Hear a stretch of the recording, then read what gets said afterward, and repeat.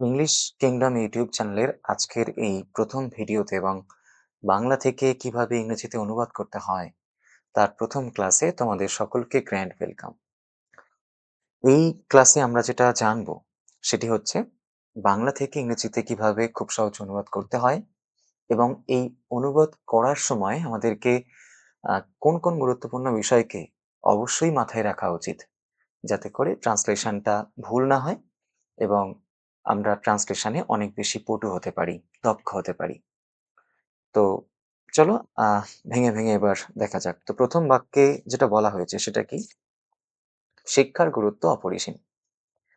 এখানে প্রথমে আমরা যেটা করব প্রত্যেকটা বাক্যের ক্ষেত্রেই সেটি হচ্ছে খুব সুন্দরভাবে একবার পড়বো বাক্যটা। পড়ার মধ্যেই আমরা বুঝতে পারবো যে আ এই বাক্যের মধ্যে বিভিন্ন অংশ আছে এবং একটি অংশ তো আছেই আ যেটাকে উদ্দেশ্য করে কিছু বলা হচ্ছে। তো সেই যে অংশ সম্পর্কে উদ্দেশ্য করে কিছু বলা হয়, সেটিকেই আমাদেরকে আগে লেখা শুরু করতে হবে। এখন এটা পড়লেই তোমরা বুঝতে পারবে যে শিক্ষার গুরুত্ব অপরিসীম।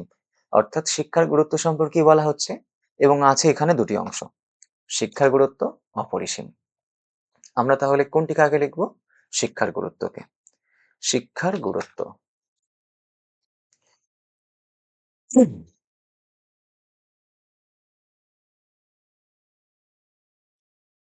আচ্ছা, the importance। এবার গুরুত্ব লেখা হলো, কিন্তু গুরুত্বটা কিসের? শিক্ষার, ওইজন্য of education। শিক্ষার গুরুত্ব, the importance of education। আচ্ছা, আমরা কেন এটা করলাম? এখানে এই ফাঁকে আমরা একটু জেনে নিই। শিক্ষার গুরুত্ব, এখানে আমরা শিক্ষা দিয়ে বাংলা শুরু হলেও গুরুত্বের ইংরেজির ইম্পর্টেন্স দিয়ে শুরু করেছে। কিন্তু কেন? কারণ বাংলা বাক্যে লক্ষ্য করো, বাংলা বাক্যের এই অংশে শিক্ষার গুরুত্ব অ্যাকচুয়ালি শিক্ষাকে কিন্তু বলা হচ্ছে না। শিক্ষার গুরুত্বকে বলা হচ্ছে। তাই গুরুত্বের ইংরেজিকে আমাদের আগে লিখতে হয় এবং এই মনে রাখবে র এর জন্য অফ আসে। তো শিক্ষার ওই জন্য অফ এডুকেশন। কেমন? আচ্ছা, এরপরে কি সাবজেক্ট লেখা হলো, মানে যে অংশ সম্পর্কে কিছু বলা হয় তাকে লেখা হলো। সাবজেক্টের পর আমাদেরকে ভার্ব লিখতে হবে। ভার্ব মানে যে শব্দ বা শব্দগুচ্ছের দ্বারা কোনো কিছু করা কিংবা হওয়া বোঝায়। উপরের বাক্যে এরকম কোনো কিছু করা বা হওয়ার কিছু লেখা নেই এখানে। তাহলে কি ভার্ব নেই? অ্যাকচুয়ালি আছে, এখানে সাইলেন্ট অবস্থাতে আছে। এই যে শিক্ষার গুরুত্ব, এই মাঝখানে লুকিয়ে আছে। শিক্ষার গুরুত্ব হয় অপরিসীম। এই হয় বা হলো এটা ওখানে লুকিয়ে আছে। কিন্তু বাংলাতে আমাদেরকে আর লুকিয়ে রাখলে হবে না, আমাদেরকে লিখে দিতে হবে। তাই is। আচ্ছা, অ্যামিজার মানে হয়, কিন্তু is কেন লিখলাম?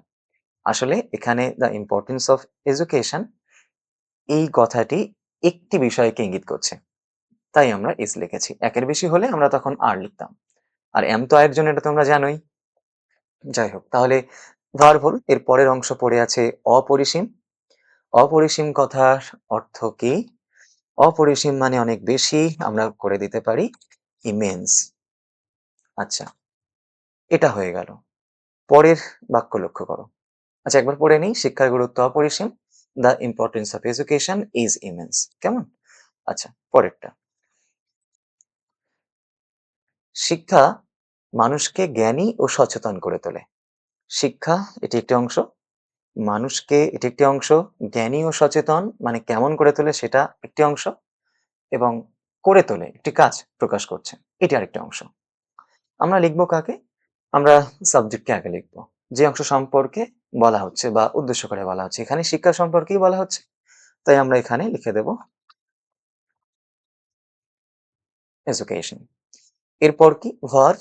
ভার্ব এখানে এই করে তোলে এটাকে লিখতে হবে। তো করে তোলা মানে করা বা তৈরি করা, বানানো, এই যে ইংলিশটা সেটাই লিখতে হয়। আমরা তাহলে করতে পারি মেক। কিন্তু মেক হবে না, এখানে আমাদেরকে মেক্স করতে হবে। কিন্তু কেন?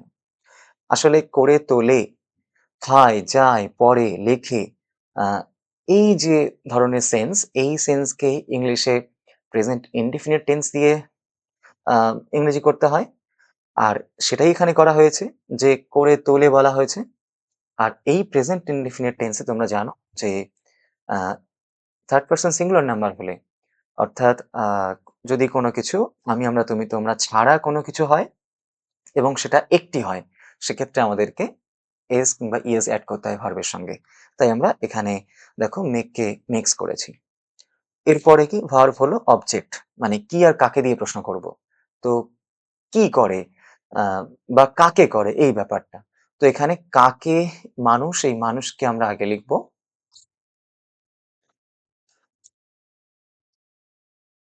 আচ্ছা, পিপল, পিপল।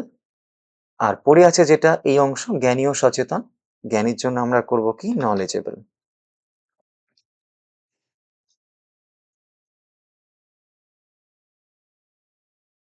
আচ্ছা, নলেজেবল। আচ্ছা, এরপরে কি, এরপরে আমাদেরকে দিতে হবে ও সচেতন, তার মানে অ্যান্ড অ্যাওয়ার। ঠিক আছে, অ্যাওয়ার হলো। আচ্ছা, তাহলে বাক্যটা কেমন হলো? শিক্ষা, এডুকেশন, মানুষকে এখানে পিপল, আর জ্ঞানী ও সচেতন নলেজেবল অ্যান্ড অ্যাওয়্যার, আর করে তোলে এটি হচ্ছে মিক্স। অর্থাৎ শিক্ষা মানুষকে জ্ঞানী ও সচেতন করে তোলে, education makes people knowledgeable and aware. কেমন? আচ্ছা, এখানে কি প্যাটার্নে হয়েছে বাংলাতে? এটা সাবজেক্ট, এটা হচ্ছে ভার্ব কাজ বোঝাচ্ছে, এটা কাকে অবজেক্ট বোঝাচ্ছে, আর শেষ অংশটি যেটি ছিল সেটিকে আমরা এখানে লিখে দিয়েছি। কেমন? আচ্ছা, এরপরে কি? এরপরে হচ্ছে এই বাক্যটি কোথায় শেষ? এখানে। কি বলা হচ্ছে? আমরা আবার অংশ ভাগ করি। শিক্ষার মাধ্যমে এটি একটি অংশ। আচ্ছা, মানুষ বা এটি নিজেই একটি অংশ। মানুষ। ভালো মন্দের পার্থক্য এটি আরেকটি অংশ। তাহলে আমরা এখানে ভাগ করে দিলাম। বুঝতে শেখে একটা কাজকে প্রকাশ করছে, এবং এটাকে তো ইংলিশে কনজাংশন বলা হয়, জয়েন করছে। আচ্ছা, এটি একটি অংশ। সঠিক সিদ্ধান্ত এটি আরেকটি অংশ, এবং পড়ে আছে নিতে পারে, এটা আরেকটা অংশ। এখানে দেখো অনেকগুলো অংশ আছে। আচ্ছা থাক, অনেকগুলো অংশ আছে বলে আমরা ভয় পাবো, ব্যাপারটা এমন নয়। ভেঙে ভেঙে করলে ব্যাপারটা ইজি। দেখো, শিক্ষার মাধ্যমে এই এই অংশ সম্পর্কে তো আর কিছু বলা হচ্ছে না। বলা হচ্ছে কোনটা? মানুষ সম্পর্কে। কি করে? একটু পড়লেই বুঝতে পারবে। পড়ে দেখো, শিক্ষার মাধ্যমে মানুষ ভালো মন্দের পার্থক্য বুঝতে শেখে। এখানে মানুষকে উদ্দেশ্য করে কিছু বলা হচ্ছে, এবং সেটা জোর দিয়ে বোঝাচ্ছে কি, যে শিক্ষার মাধ্যমে। বাংলা বাক্যে আমরা সাবজেক্ট দিয়ে শুরু করতেই পারি, মানে মানুষ দিয়ে, পিপল দিয়ে। কিন্তু না করে দেখো বাংলা বাক্যে কি করেছে, শিক্ষার মাধ্যমে কথাটিকে আগে লিখেছে। তাহলে কি হয়েছে? একটু জোর দিয়ে বোঝানো গেছে যে কিসের মাধ্যমে? শিক্ষার মাধ্যমে। তেমনিও ইংরেজিতে আমরা ওই অংশটি যেটা জোর দেওয়ার জন্য আগে লেখা হয়েছে, শুরুতে লেখা হয়েছে, ইংলিশেও আমরা করতে পারি। তাহলে শিক্ষার মাধ্যমে, অ্যাকচুয়ালি মাধ্যমিকে আমাদের আগে লিখতে হবে। এটি একটি প্রিপোজিশন। আচ্ছা, ট্রু। ট্রু কি হচ্ছে? শিক্ষার মাধ্যমে, অর্থাৎ ট্রু এডুকেশন। আচ্ছা, এরপরে যেহেতু আগে লিখেছি এক্সট্রা অংশ, আমরা একটা কমা দিয়ে নেব। এরপরে আমরা ওই একই প্যাটার্ন, কার সম্পর্কে বলা হচ্ছে সেটা খুঁজবো। মানুষ সম্পর্কে বলা হচ্ছে, তাই এখানে আমরা পিপল লিখবো। আচ্ছা, এরপরে কি? পিপল সাবজেক্ট লেখা হলো, এরপর ক্রিয়া মানে কাজ। পিপল কি করে? বুঝতে শেখে। তাই এখানে আমরা দেব লার্ন। আচ্ছা, আচ্ছা, এরপরে কি? বুঝতে শেখে। কি বুঝতে শেখে? ভালো মন্দের পার্থক্য। আমরা ভালো মন্দের পার্থক্য কিভাবে করব? আগে পার্থক্য লিখব, তারপরে ভালো মন্দ। অর্থাৎ বাংলাতে থাকবে যে ভালো মন্দের পার্থক্য, আর ইংরেজিতে লিখতে হবে দা পার্থক্য অফ ভালো মন্দ। ঠিক এইভাবে। তাহলে দা ডিফারেন্স,